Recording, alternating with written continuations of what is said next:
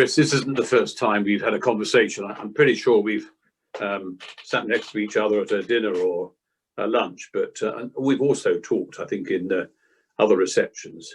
Is that your memory too? Yes, we've certainly encountered each other down at Stationers Hall on several occasions. Yes, yeah. And interestingly enough, you were born, but I gather didn't stay there for long, in Huddersfield, in what used to be the Diocese of Wakefield, where I once was the bishop. So what moved you? You moved. I mean, you made the move that's unthinkable across the Pennines from Yorkshire, solid Yorkshire, to Lancashire, to Leyland. Well, there's a bit of a story to that. I was, my mum was just 19 at the time, and I was unexpected, and my grandmother didn't like the idea of my young mum having a baby, not being married. So after 6 months, she put me up for adoption, and I was adopted by my family over in Lancashire. So even though I'm Yorkshire born, I speak with a Lancashire accent. Well, it was always a very controversial point when I was Bishop of Wakefield. The only thing that I did know in Wakefield was that Lancashire was pretty bad, but it was far worse to come from the south. So you're okay, really, I think. Yeah. And then just looking at your early childhood and so on, and youth, you seem to me to have had a thoroughly sort of ecumenical training. You were at a Methodist school, a Methodist Sunday school. You were then at an Anglican day school, and then at a congregational church.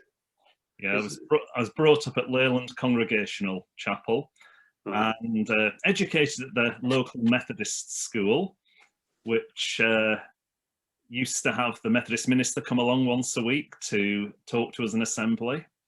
And then secondary school, I went to Balshaw's, which was the local Church of England secondary school.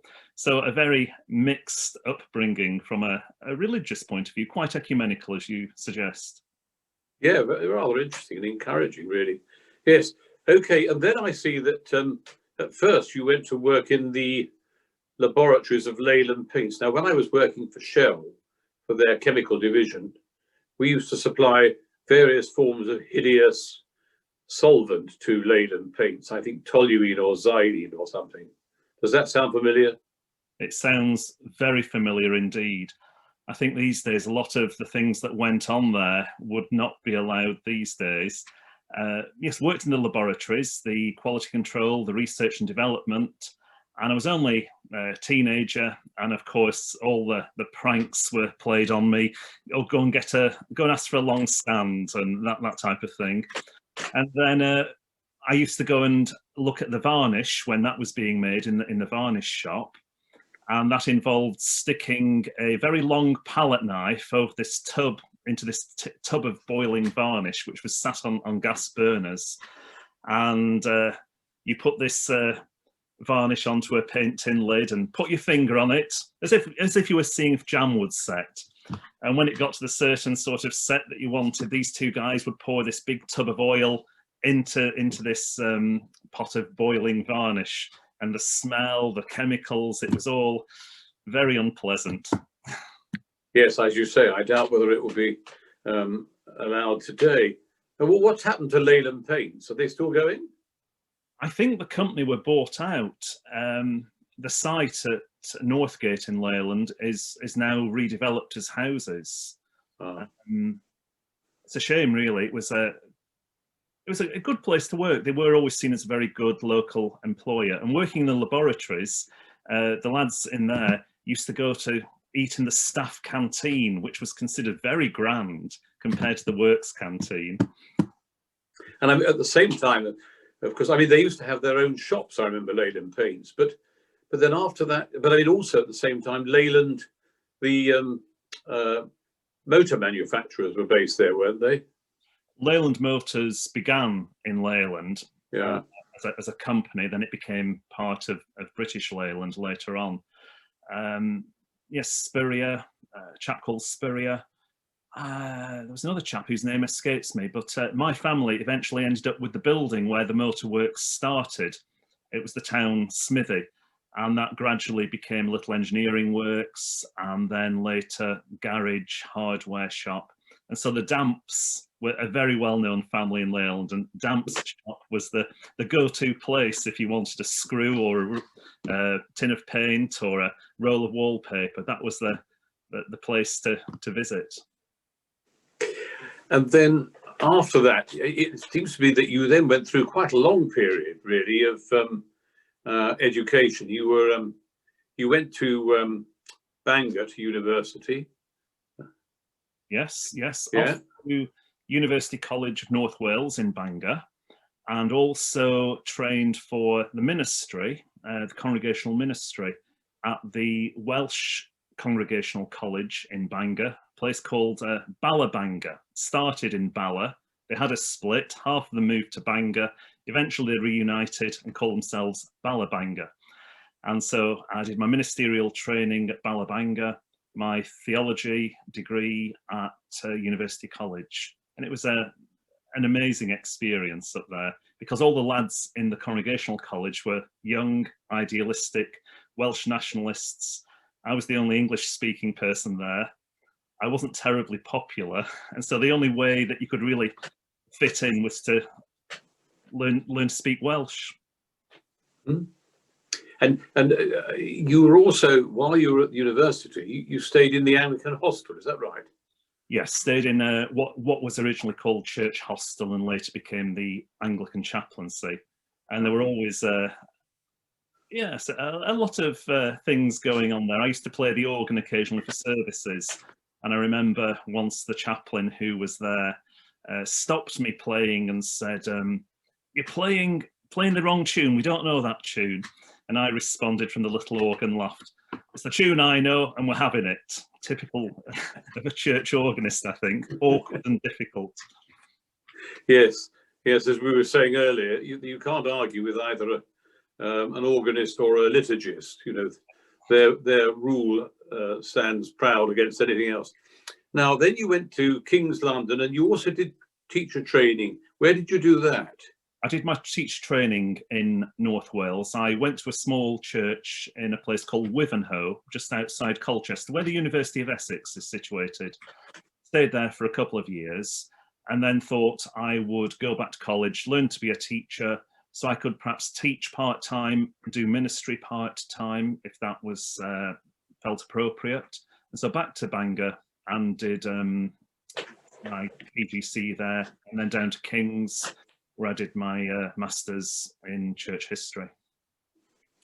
And it was after that that you were you went to your first full charge, as it were, or paid charge at Kentish Town?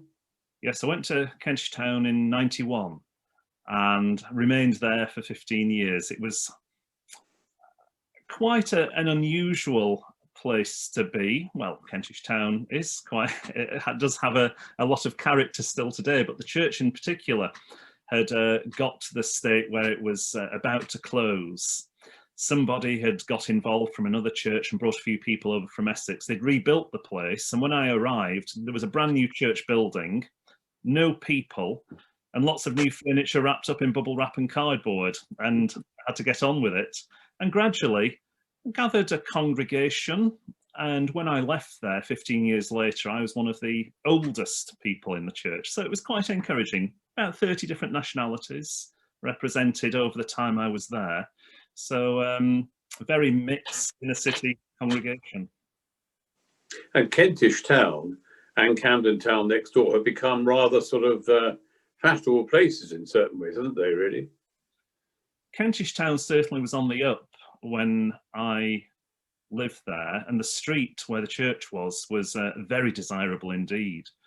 Although when I go back to Kentish Town now, it always looks a bit down at heel to me, but living out in leafy Bedford, I suppose the inner city, wherever you go, looks a little bit down at heel.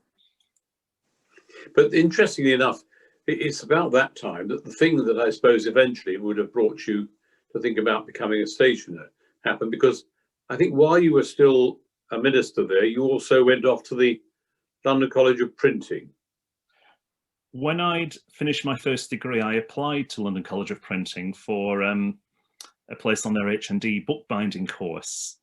and the college felt it was a long way to drag me from North Wales for an interview, so they just sent me a letter saying yeah, I'd got a place. And I never took that place up, but I'd always had this great desire to learn how to bind books. I was always interested in books right from being a teenager. And so I went off to their night school class back in September of '92. And it was an amazing experience. I think it was one of the last colleges which really taught craft bookbinding, and there were 3 or 4 rooms filled with presses and all the bookbinding equipment, the finishing tools, and you just don't see that anymore. It's a world that's gone, that education in hand bookbinding. The college courses just don't exist anymore. But there are still people doing hand bookbinding, are there not? There are, many. There's a huge interest in bookbinding.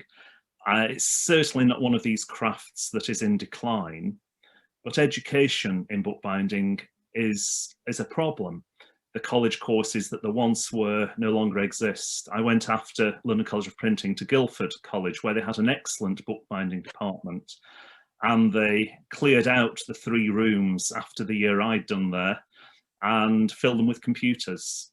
You can get more students in, and I suppose from an economic point of view, it's better for the college. But that craft and the opportunity to learn that craft had gone from that college, as it has from London College of Printing. The craft bookbinding that was taught there just doesn't happen in the same way. So how do you actually end up being trained as a hand bookbinder now then?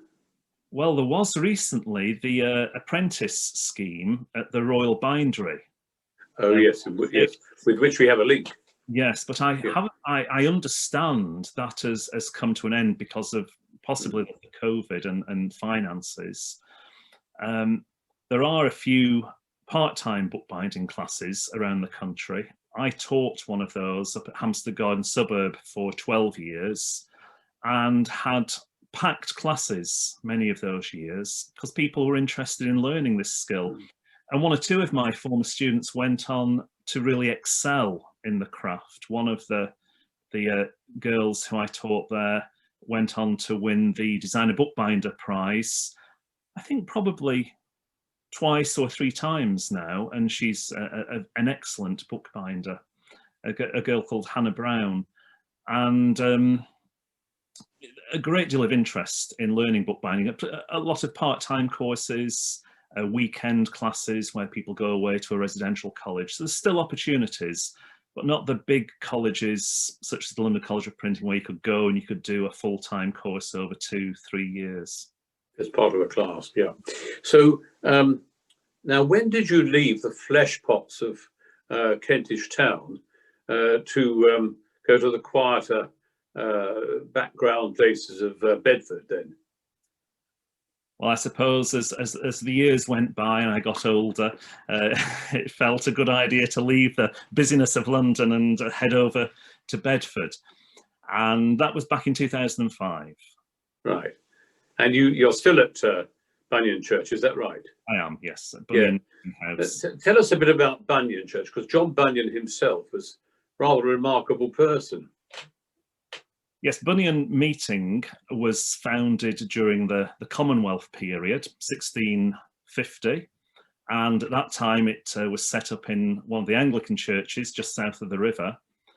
And after the restoration of the monarchy in 1660, the congregational church that had been formed there was thrown out, and they met in secret, in fields, in people's houses, up till 1672 with the Declaration of Indulgence, when they bought a barn in Mill Lane, which is now Mill Street, and they did up the barn as a meeting house. Later on in 1707, they built a purpose-built meeting house, and then the present building was erected in 1849, opened in 1850. And Bunyan joined the church about 1653. And he got chatting to the first minister and was persuaded of the reasonableness of the Christian faith, joined the church, and eventually became minister in 1671 too, and was minister there until his death in 1688. And was he imprisoned at one point? Yes, he was imprisoned from 1660 for illegal preaching. He was arrested down in the Harlington area and taken to Harlington Manor, where he was tried, and then he was put into Bedford prison for 12 years, although it was fairly free and easy, because during that 12 years, he was known to be let out to preach occasionally. And of course, he wrote Pilgrim's Progress, which is a great work of literature that many people have been brought up on. Yes, I've heard people say that in a sense, it's one of the first works of English fiction. It was written, or possibly whilst he was in prison, or some of it was written whilst he was in prison, and it was published in 1678. He wrote, besides the Pilgrim's Progress, about 60 other titles, so he's quite a prolific writer, but the Pilgrim's Progress was by far his best known work. And after the Bible, it was the most widely translated book in the world, translated into, I think, about 260, 270 different languages. That was until Harry Potter, and now Harry Potter has overtaken the Pilgrim's Progress as the most widely translated book after the Bible. Yes, well, I can remember when I was at the Stationers' Company School, and our headmaster, who later on became an honorary liveryman and freeman of the company, reading regularly pieces from Pilgrim's Progress, working through the book. So I mean, it's in my memory too, very clearly. That's when I first encountered. But I suppose the big picture behind you in the frame I can see, that's not a Bunyan, is it? Oh no, that's Raffles, Thomas Raffles, who was of the Singapore Raffles family, yeah. Cousin of Raffles of Singapore. He was a congregational minister at Liverpool, Great George Street Chapel. And how did you come across that picture? Why is that hanging there? That used to be in the Raffles Library at Lancashire Independent College in Whalley Range, which is now the Muslim Cultural Centre. It was at one of our theological colleges. And the building was sold to the Boilermakers in about 1983, 84. And they left the painting behind in the cellar. And it was sold to a bookseller who I used to frequently buy books from. And then eventually the bookseller said to me, "Do you want it?" So I said, yes. He charged me, of course, a considerable amount by a guy called Faulkner, who was a reasonably well-known Victorian painter, portrait painter. And you became a liveryman and freeman in, well, 5 years ago, 2015. Yes. Are there any particular parts of Stationers that you found yourself engaged with? Well, I certainly try and get along to the social functions, thoroughly enjoy those, usually go along to the bubbles service and the cakes and ale, that type of thing. And I also serve on the, appropriately enough, Library and Archives Committee, which is very enjoyable. And it's been so exciting seeing how the company has really treated their archive as a thing of great importance and endeavoured to preserve it and make it accessible to scholars, students. I think that's it's an amazing blessing to the company to have that archive, and it's hugely valuable as a historical resource. It is, and indeed now beautifully situated and in thoroughly up-to-date surroundings in that 17th century warehouse, as it was. Yes. Well, I'm really grateful for this chance to have the conversation again, Chris. And I think probably we'll try and encounter each other as we have in the past at Stationers, and perhaps I can be given an extended tutorial on John Bunyan. Absolutely. Thanks so much. Thank you. Thank you so much.